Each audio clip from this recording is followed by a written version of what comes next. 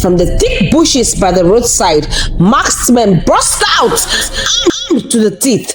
Without warning, they opened fire directly at the bus. Driver, reverse, reverse! A voice screamed from the back. Una think say na movie be this abi? Una no know say we no come here to play?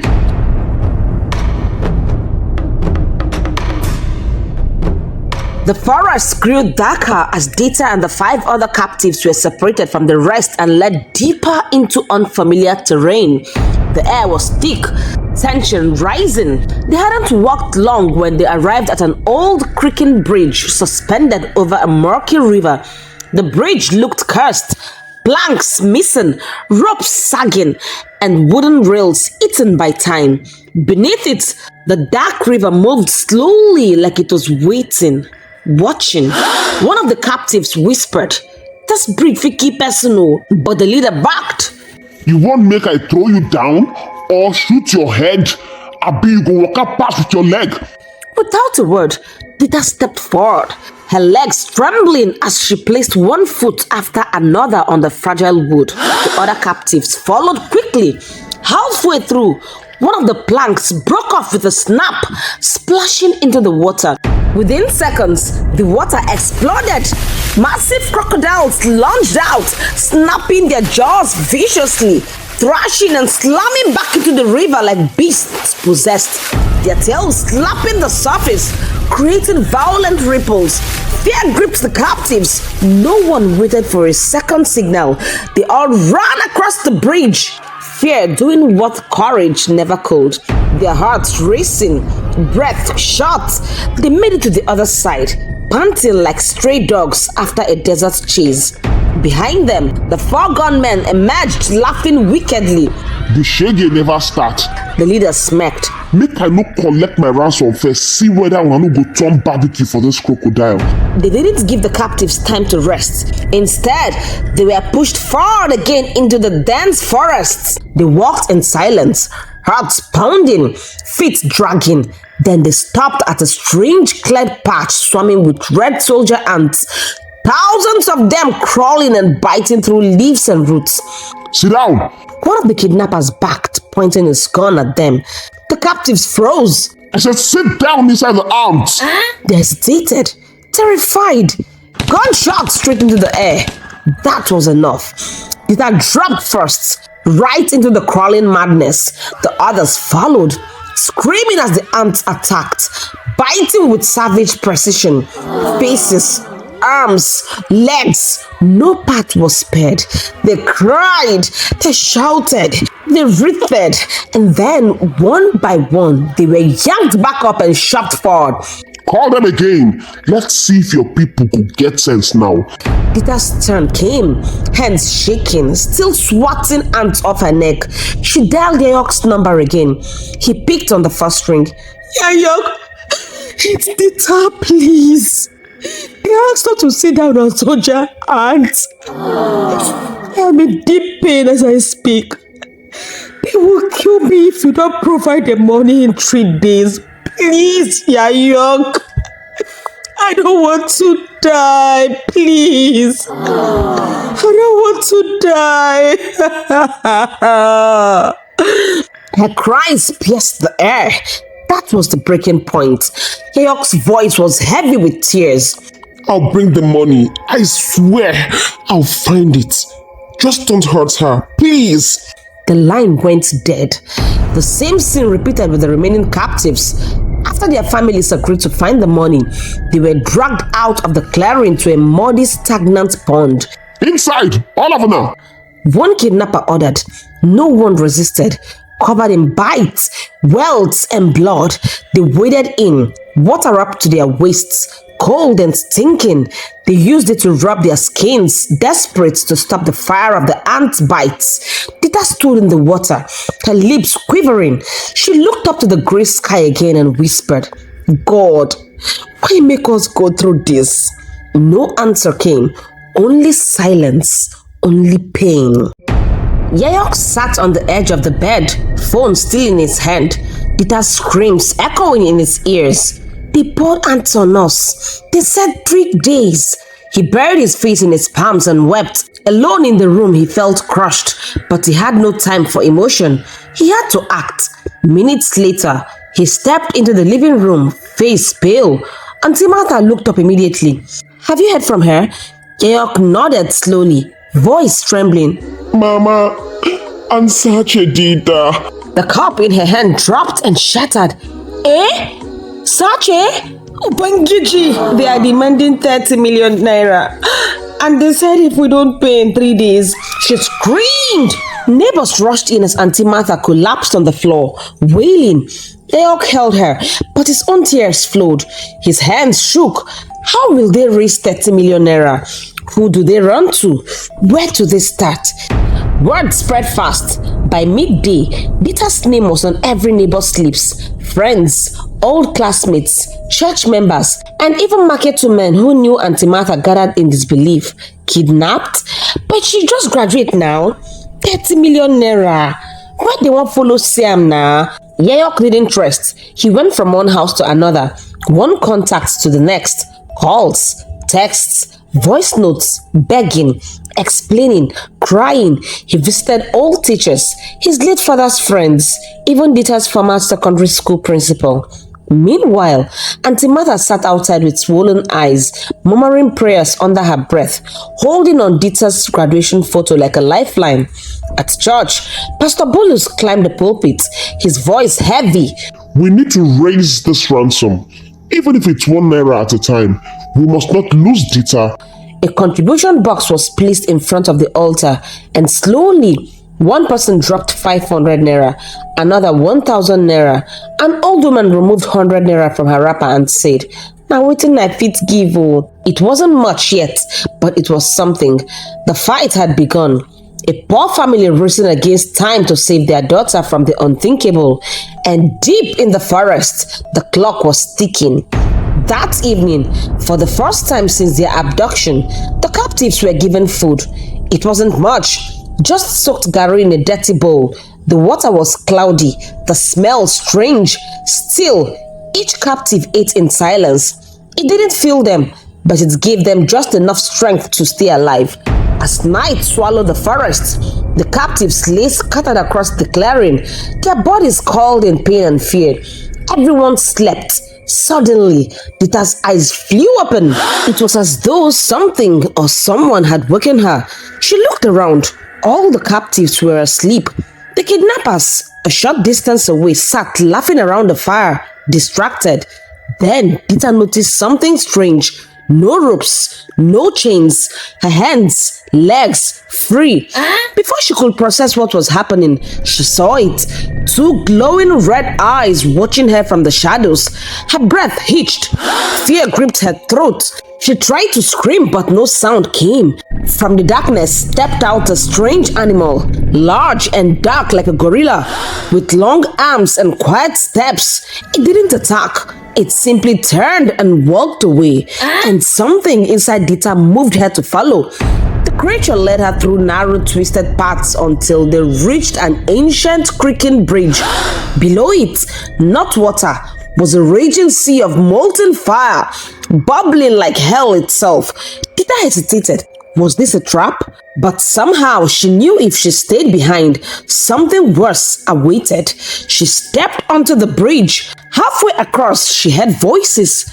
I don't feel raise the money. I beg, take my life instead. Just leave my sister. Yayok, Dita whispered, trembling. How is this even possible? But as she turned to confirm her fears, crack! The bridge snapped. Dita screamed as her body plunged downward toward the fiery sea. And just before she hit the flames, she jolted awake, breathing hard, soaked in sweat. Her heart raced wildly in the dark. Around her, everyone still slept. The kidnapper sat by the fire laughing, not paying mind to her. Dita sat up slowly, her chest rising and falling. What kind of dream was that? She whispered. A warning? A sign? She couldn't tell. She closed her eyes again, trembling. Lord, please, don't let me die here. Please, come through for us. And with that desperate prayer, Dita drifted back into an uneasy sleep, wondering if morning would ever come. Dawn broke quietly over the forest. The mist hung low and the trees stood like silent witnesses. For the first time since their capture, the air felt different. Peter stirred from her uneasy sleep. Her back still ached. Her body sore, but the memory of the fiery dream lingered. She looked around. The others were waking too, weak, silent, hollow-eyed.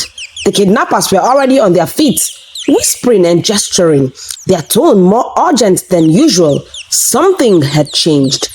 Then, the scar-faced leader approached with the battered phone in his hand. You! He said, pointing at Dita. Call your people again. Her heart thudded. She took the phone with shaky hands and dialed. Jayok picked immediately. Peter, we have raised something. Church people, friends, even total strangers. We raised 500,000 naira. We are almost there. Peter's lips trembled. Almost there meant not there yet, but it was something. The leader snatched the phone. You get until tomorrow night to raise something reasonable. If we don't get time, but you go drop. With that, he ended the call. Peter's fingers curled into fists. The deadline had been set. She looked to the sky again, as if expecting a savior to come through. Nothing. Just the distant light of a sun struggling to rise, and with it, the faintest whisper of survival. By afternoon, the heat in the forest was unbearable. The captives sat under a crooked tree, weak and silent. Flies circled around their wounds. No one spoke unless spoken to. Breathing was the only thing they could do without permission. Then it started. Ronke, the slim woman with tired eyes, began coughing, softly at first, then violently. Her body trembled as sweat poured down her face. "Water, please," she whispered, her voice cracking. One of the captors looked at her and hissed. Who they died there? She fell sideways, her lips dry and pale. The others shifted uncomfortably. Dita crawled to her, pressing a hand on her forehead. "She's burning up," Dita said softly. The scar-faced leader stood up. You dey sick because you don't do rest. He snapped. Everybody up! Start to move. A groan passed through the group. Oh yeah, move! Before I move on myself. They obeyed. Dita bent down and helped Ronke to her feet, slinging the woman's arm over her shoulder. She knew the rules. Fall behind and you're a liability. And in this forest, liabilities don't live to tell the story. They walked and walked through sharp leaves and twisted roots. No food, no water, just footsteps and fear. Dita's feet bled.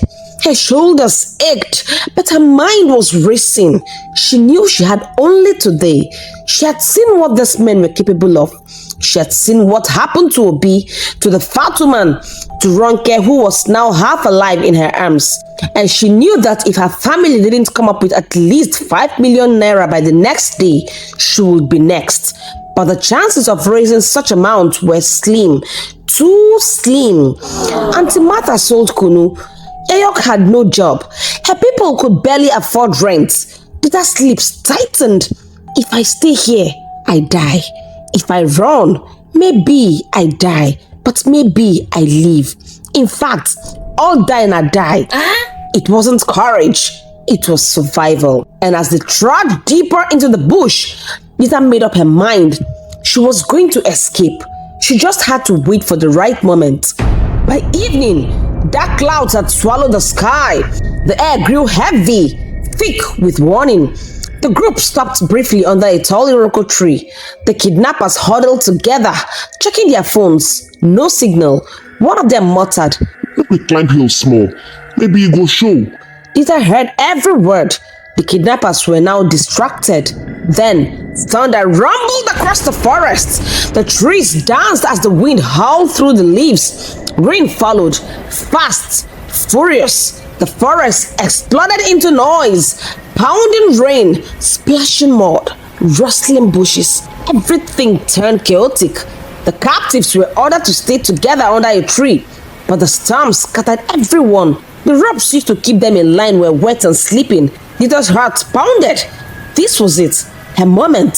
Still holding weak Ronke, she whispered, "Stay still, I'll come back." She laid her friend gently against the tree trunk and slipped away, inch by inch, into the dark, wet forest. One step, another. No shouts yet, no gunshots. She ducked behind thick leaves, crawling through vines and mud, rain soaking her completely. Freedom was ahead, but danger still walked behind her. The forest had never felt more alive. Rain lashed against the trees like whips. Thunder crashed above as Dita ran blindly, her soaked clothes clinging to her skin, her breath short and wild. Then, something caught her eye. Just like in her dream, a rabbit, small, gray, shivering. It darted across her path and vanished into a nearby hole beneath a fallen tree. Dita's eyes widened. She followed it, then stopped and peered inside the hole. Lo and behold, it was a tunnel. Wow. An old narrow tunnel, carved through the roots, hidden, forgotten. Her heartbeat quickened, just like in the dream. A hidden path, a strange guide, an escape cloaked in mystery. She turned around and bolted back toward the captives. The guards were still shouting, distracted by the storm. The captives huddled together under a tree. Dita whispered, "I found a way. We can go now." Fear danced across their faces. "No," one man replied. What if they catch us? They'll kill us all. My family is still trying to raise the money. Another muttered. I'll wait. But one man, Abudu, the same man who had begged days ago for his newborn and wife, stepped forward. I'll go. He said firmly. Better to die trying than wait for death. Dita nodded and looked at Ronke, weak but alert. She gave a small nod. Then, let's go. With no time left, the three slipped into the forest. Dita guiding them through the rain, across roots and thorns, her memory sharp. When they got to the tunnel, she knelt down first, crawled in, hands and knees sinking in the cold mud. Behind her, Abudu helped Ronke through. It was tight, dark, but it was shelter. It was freedom. As they crawled through the winding, damp passage, Dita's chest tightened. Her dream was unfolding, not as a vision of death, but as a sign of escape. She didn't know where the tunnel led. She didn't know what waited at the end, but she knew one thing: she was not going back. The tunnel finally opened into the cold, wet night. Dita crawled out first, gulping in air as if she had been drowning. Abudu followed, dragging Ronke behind him. Then they saw it. Up ahead, through the clearing, was an old rickety wooden bridge, hanging loosely between two hills. Below it was no fiery sea this time, but a raging brown river swollen from the storm. Dita froze. Her dream, the bridge, the crossing, the danger. God, she whispered. Could this be a sign? She shut her eyes and prayed quickly. Lord, let your will be done. Then she turned to Abudu. You and Ronke will go first. Abudu carried Ronke carefully, trembling step by step as they walked across the creaking bridge. The wind howled. The wooden planks groaned beneath every move. Then Dita stepped on. She was halfway across when it happened. Gunshots came from behind them in the distance. Even in the rain, she heard it clear. Her heart stopped. Then her dream came rushing back. The voice, the fall. No time to think, no time to fear. Dita ran, legs pounding, arms pumping. She bolted forward, faster than she ever had. The wood cracked under her steps. The rope snapped behind her. Just as she reached the other side, crack! The bridge split. The part she had just left collapsed into the river below. Gone. Dita collapsed beside Ronke and Abudu, panting, drenched, shaking. We can't stop, she gasped. She won't survive if we rest. Ronke was slipping deeper into unconsciousness. Her breathing shallow, skin ice cold. Carry her, Dita said. Abudu nodded and lifted her onto his back. They moved again, deeper into the unknown forest. No clear path, no sign of safety. Just three survivors. One wounded, two determined, taking turns, carrying pain and chasing hope. The forest was quiet again. Birds chirped, leaves dripped, and somewhere not too far, Ajani, a rugged middle-aged man with a withered face and machete slung across his back, strolled through the bush path with his loyal dog Bingo trotting beside him. Then suddenly, Bingo stopped. He sniffed the air, ears pecked. Bingo! Wait! Come back here! Ajani called, but the dog was already gone, tail wagging, nose to the ground. The dog moved fast, following a faint trail of blood, weaving through leaves and muddy earth. Deeper into the bush, Ajani followed, confused but alert. Bingo! Come back here! Ajani called again, startled, but the dog wouldn't stop. It sniffed and darted through thick underbrush, weaving through roots and puddles until it stopped beside a large wild cocoyam plant. Ajani caught up, breathing hard. What in the worry you, Bingo? Then he saw them. 3 figures, slumped and nearly buried in the bush. Dita, Abudu, Ronke, drenched, pale, barely conscious. Ronke's lips were cracked and her dress soaked with blood from the waist down. Ajani froze. My own Abi. Peter tried to speak, but only tears came. Abudu leaned forward weakly.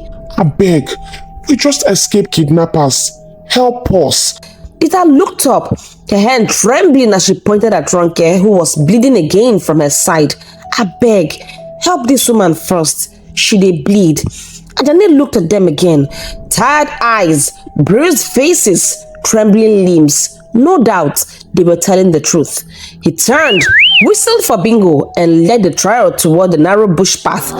After days of torment, blood, fire, and fear, they were finally found and they were safe. Yayok sat in the backseat of the rickety interstate bus, his hands clenched tightly around a small black bag. Inside it, 1 million naira, the best they could raise. Church members, neighbors, friends. His mother had even sold her fridge. His shirt was soaked with sweat, not from the heat, but from fear. His heart wouldn't stop pounding.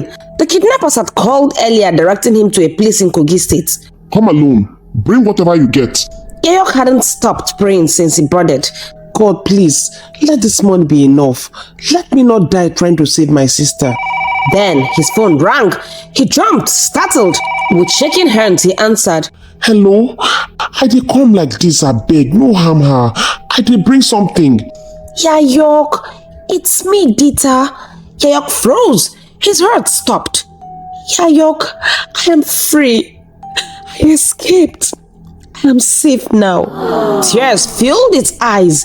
He looked at the phone screen, blinking rapidly, as if his mind was playing tricks. Dita, he whispered, voice cracking.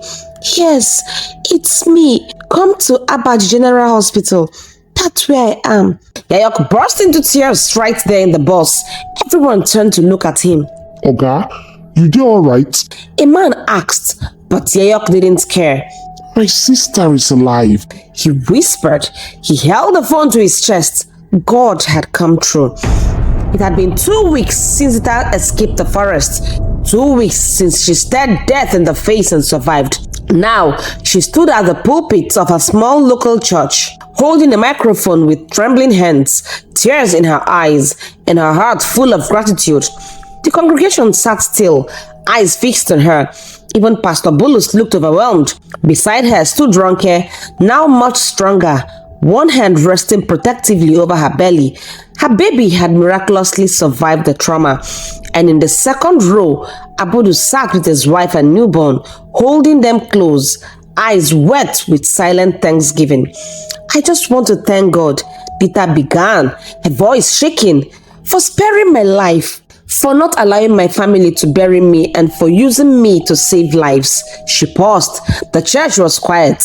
They poured ants on us, beat us, chased us like animals. But God brought us out.